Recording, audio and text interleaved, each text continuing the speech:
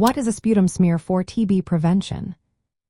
A sputum smear for tuberculosis prevention is an important test that helps identify if someone has an active tuberculosis infection. Tuberculosis is caused by the bacteria Mycobacterium tuberculosis, which primarily affects the lungs. The sputum smear test examines mucus that is coughed up from deep within the lungs. This test is crucial for early detection and treatment, which can help prevent the spread of tuberculosis within families and communities. To perform the test, a patient is asked to cough deeply to produce sputum. This sputum is collected in a sterile container. If a person has trouble producing sputum, inhaling steam can sometimes help. The collected sample is then stained and looked at under a microscope to find acid-fast bacilli, which are the bacteria that cause tuberculosis.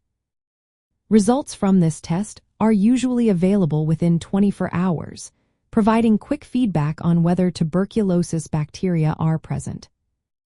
For the best results, health providers often collect 3 sputum samples over 3 consecutive days. This includes at least 1 sample taken in the early morning. Collecting multiple samples increases the likelihood of detecting the bacteria if they are present. If the sputum smear is positive, it indicates that the person has active tuberculosis and is infectious. However, a negative result does not completely rule out tuberculosis, so additional tests may be needed for a definitive diagnosis.